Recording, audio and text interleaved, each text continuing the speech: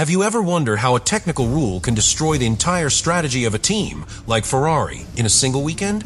What if I told you that a piece of titanium and 1 millimeter of tolerance changed everything? Subscribe to continue uploading more of this type of content now, if we continue. This is where technical innovation comes in. To avoid these risks, the FIA allowed the use of titanium blocks in the 4 points where wear is measured. But some clever engineers, especially at Ferrari and Mercedes, found a way to expand that protection. They installed additional skid blocks, so-called satellites, further from the measurement points. And although the directive at that time allowed such installation as long as the rigidity was similar, it did not specify the maximum thickness allowed. That legal loophole was the crack that many teams decided to exploit. Ferrari took advantage of that omission masterfully. He developed thicker blocks, strategically positioned to protect the back area of the board and its fixing screws. This configuration allowed them to operate their cars at very low heights, squeezing the ground effect to the maximum without violating wear limits. The result: greater aerodynamic performance, more speed and stability without fear of disqualification. But not everyone was satisfied. Red Bull, which had chosen not to follow this technical line, watched as its rivals found performance in a solution that, although technically legal, violated the spirit of the regulations. The tension reached a breaking point after the 2024 Brazilian GP, when Red Bull lodged a formal complaint with the FIA. And then the unthinkable happened.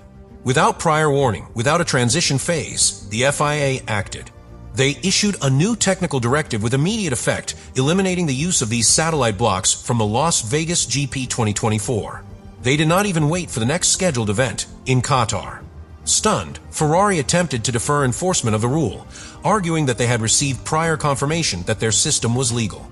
But there was no margin. The decision was made. This was not just any change. It was a missile straight to the heart of Ferrari's aerodynamic concept. The SF-25 had been designed with a rear pull rod suspension, an architecture that only works properly if the car is kept extremely low. Without the satellite blocks, the bottom became vulnerable. To avoid penalties, Ferrari had to raise the height of the car, suddenly losing the efficiency of the lower airflow, rear stability, and cornering speed. The result was a technical earthquake. Engineers had to hastily redesign the flat bottom parts. The team was forced to divert key resources from other areas of development right at the most tense moment of the season. And all because of a regulatory decision, a line in the regulations modified at the wrong time. In a category where thousands separate glory from oblivion, Ferrari not only lost performance, he lost confidence. What was once an innovative advantage was now a trap, and the Italian team was the first to fall. Formula One is a constant engineering war, and when the FIA interferes in the middle of that battle with a regulatory change, even the most prepared team can find itself disarmed. For Ferrari, the ban on satellite skid blocks wasn't just a technical annoyance. It was economic sabotage, a direct attack on their budget plan within the new ecosystem of financial limits that governs the category. What seemed like a simple regulatory adjustment became, overnight, a threat to the structural integrity of his car and his 2025 campaign. When Vasseur, team manager, admitted that the FIA board had hit them hard in budgetary terms, he was not just talking about numbers. He was talking about decisions. Every dollar spent redesigning emergency components was a dollar that would not be invested in aerodynamic evolution, suspension upgrades, thermal efficiency, or energy management software development. In an era where all teams compete under the same financial roof, there is no room for error or improvisation. And yet, that was exactly what they were forced to do. Ferrari had to completely redesign the skid blocks of the SF-25 just days before the 2024 Las Vegas Grand Prix. And it did so without time to validate the new components on the track, without complete simulations, and above all, without the possibility of ensuring that the new design would preserve the integrity of the aerodynamic flow that had been carefully calibrated since the early days of the wind tunnel.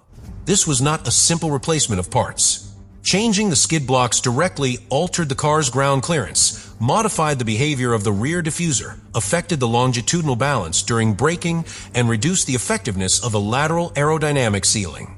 In other words, it affected all the interdependent systems that made the SF-25 a competitive machine. But the subtlest and possibly most dangerous blow was psychological. Internally, the team began to operate cautiously, knowing that their car was now living on the edge. Every configuration decision, from wing angles to tire pressure, had to be reconsidered in light of an externally imposed reality. Each new circuit presented a strategic dilemma: risk low height and cornering speed, or raise the car and lose competitiveness to avoid wear and tear. This constant pressure not only impacted the engineers and strategists, it also affected the pilots. Charles Leclerc and Lewis Hamilton began to notice inconsistencies in the behavior of the car. On some layouts, the SF-25 was still competitive. But in others, especially those with rough asphalt, aggressive curbs, or large changes in elevation, such as Monaco, Austria, or Las Vegas itself, the car became unpredictable. Confidence, that invisible quality that transforms a good driver into a title contender, began to crumble. And adapting a car does not simply mean changing parts. It means rewriting the operating philosophy of a car that was conceived under completely different conditions. Ferrari encountered a technical paradox. It had built a car to run low, but now it had to run high. He had bet everything on an aerodynamic strategy that he could no longer execute. And in trying to adapt, each adjustment seemed to be a compromise, renunciation of the original concept. What was once an advantage became a liability. The bottom of the car was no longer an ally, but a latent threat. Each outing on the track was a test of endurance, not speed. The car was to be preserved, not squeezed. And that in a championship as tight as 2025 is too high a price to pay. At first glance, the SF-25 remains a visually spectacular, refined car with clean lines and aggressive concepts. But what is hidden under its body is no longer a pure design, but a constant commitment. What was once a coherent piece of engineering has now become a technical puzzle that Ferrari tries to hold together with invisible tape. And all this as a result of a single regulatory change that affected the basis of the car. The ground clearance in Formula One. Everything is interconnected. Altering the minimum height of the car is not a minor change. It's like modifying the foundation of a building and expecting the rest to remain intact. The SF-25 was conceived to run almost close to the asphalt, with an aerodynamic philosophy that depended on the sealing of the air flow under the bottom, the efficiency of the Venturi tunnels, and the correct functioning of the rear diffuser. That proximity to the ground was critical not only to generate downforce, but to stabilize the car's behavior in all phases of the lap. But since the FIA banned satellite skid blocks, Ferrari can't afford that luxury. Raising the height of the car is now a preventive obligation, and that small adjustment has set off a devastating domino effect. The car bounces more on a straight line, loses stability in fast corners, suffers from inconsistent balance between axles, and limits the aggressiveness that its drivers can apply when braking and changing direction. For Charles Leclerc and Lewis Hamilton, this situation has meant a continuous and forced adaptation. Every time they step on the accelerator, they do so with an additional doubt. The car no longer responds predictably. There are sessions in which everything seems to align and performance appears, and others in which small track variations, such as temperature or asphalt roughness, expose the SF-25's chronic limitations. And when a car becomes sensitive to so many external factors, consistency disappears. And with it, the chances of fighting for a championship. Furthermore, there is the underlying problem. The development of the single-seater is at a dead end. The platform was designed with logic that can no longer be executed. Any attempt at aerodynamic evolution must go through a double check. It must not only improve performance, but also compensate for losses caused by a forced ride height. In practical terms, each step forward costs twice as much. This has put Ferrari in an awkward position.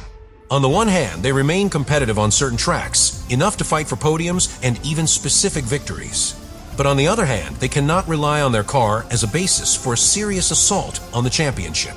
They are forced to survive, to scratch points, to maintain a reactive strategy instead of a proactive one. And the most worrying thing is that this problem is not going away anytime soon.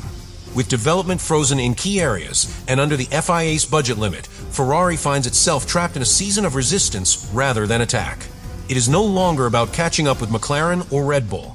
It is about preventing Mercedes or even Williams from displacing them in the table. A battle that is not visible in the headlines, but that rages in every strategy meeting in Maranello. The SF-25 no longer competes with the freedom of its original concept. He is chained by decisions that did not come from within the team. And that feeling of technical impotence is what weighs most heavily within Ferrari. Formula One has always been a perfect combination of human talent, extreme engineering, and a regulatory framework that, in theory, seeks equality.